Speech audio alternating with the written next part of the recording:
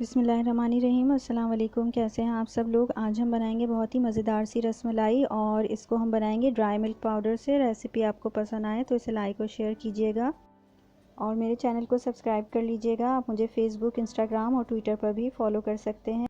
तो चलें इस मज़ेदार सी रेसिपी को बनाना शुरू करते हैं। यहाँ पर हमने सबसे पहले दूध ले लिया है। ये 1 लीटर फुल फैट दूध है और ये हमने टेट्रा पैक का इस्तेमाल किया है। इसे हमने बॉईल करने के लिए रख लिया है ऑलरेडी और इसमें हम स्पून मुस्तकिल चलाते रहेंगे ताकि इसको नीचे से ये लगे नहीं और इसे रिड्यूस करेंगे। जैसे ही दूध में बॉईल आने लगेगा हम इसके अंदर इलायचियाँ शामिल करेंगे। मैं यहाँ 3 से 4 के करीब इलायचियाँ शामिल कर रही हूँ। आप इलायची की जगह इलायची पाउडर भी शामिल कर सकते हैं, 1/4 टीस्पून के करीब। इसके साथ ही हम इसमें रोज़ वाटर शामिल करेंगे 1 टेबल स्पून। ये ऑप्शनल है, अगर आपके पास हो तो आप शामिल कर दीजिएगा।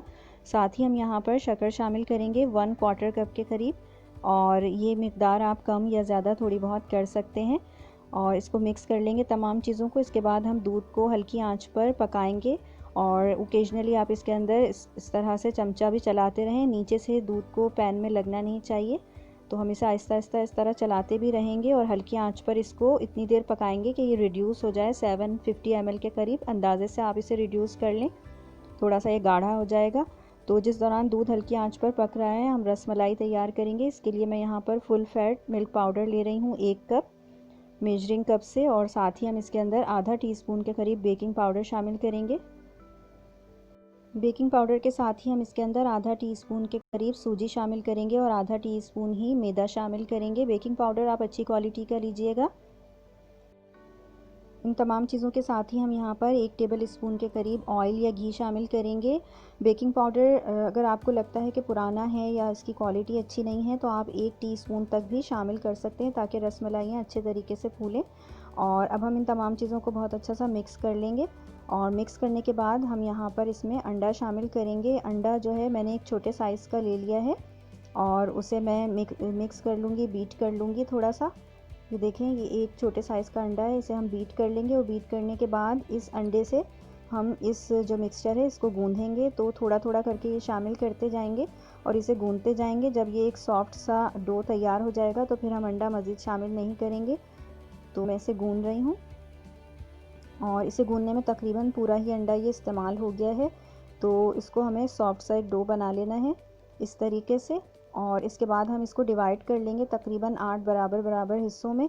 तो मैं यहाँ इसकी बॉल्स बना लूँगी और उनको हल्का सा हम फ्लैट कर लेंगे जिस तरह से रसमलाई की शेप होती है इस तरह। और ये देखें, पूरा ये अंडा इस्तेमाल हो गया है इसे गूँधने में और हमने इसको इस तरह रसमलाई की शक्ल दे दी है। अब दूध को हम जो हमारा हल्की आंच पर काफ़ी हद तक रिड्यूस हो गया है इसके अंदर तमाम रसमलाइयाँ शामिल कर देंगे और आंच को इस वक्त हम मीडियम टू हाई की तरफ कर देंगे। मीडियम के करीब आप आंच कर दें ताकि रसमलाइयाँ अच्छे तरीके से फूल जाएं और इस दौरान हम चमचा वगैरह इसके अंदर बिल्कुल भी नहीं चलाएंगे। तकरीबन 10 से 12 मिनट लगेंगे इन रसमलाइयों को अच्छे तरीके से फूलने में। तो हम इसको बिल्कुल इसी तरह छोड़ देंगे और चमचा इसमें नहीं चलाएंगे, आंच को मीडियम टू हाई की तरफ रखेंगे। ये देखें, तकरीबन 10 मिनट हो चुके हैं इनको पकते हुए और ये इस तरह से फूल गई हैं।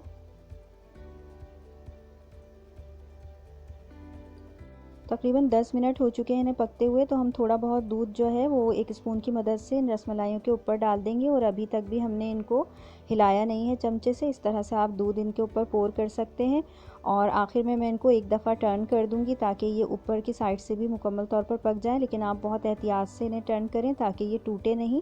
तो बिल्कुल चूल्हा बंद करने से पहले मैं इन्हें टर्न कर रही हूँ। ये देखें, इस तरह से मैंने इन्हें टर्न कर दिया है और अब हम चूल्हे को ऑफ़ कर देंगे। चूल्हे को ऑफ़ करने के बाद हम रसमलाई को जो हमारी सर्विंग डिश है उसमें निकाल लेंगे और इन्हें ठंडा ही सर्व किया जाता है। तो सर्विंग डिश में निकालने के बाद आप इन्हें रेफ्रिजरेटर में रख दें। आखिर में आप इसे अपनी पसंद के किसी भी नट्स से, बादाम या पिस्तों वगैरह से गार्निश कर दें या फिर ज़ाफ़रान से इन्हें गार्निश कर सकते हैं। मैंने इन्हें ज़ाफ़रान से गार्निश किया है। तो इस तरह से हमारी बहुत ही मज़ेदार सी रसमलाई रेडी हो गई है। इस रेसिपी को ज़रूर ट्राई कीजिएगा। रिटर्न रेसिपी और डिटेल्स के लिए आप डिस्क्रिप्शन बॉक्स चेक कर सकते हैं। अपना बहुत ख्याल रखिएगा। नेक्स्ट वीडियो तक के लिए अल्लाह हाफ़िज़।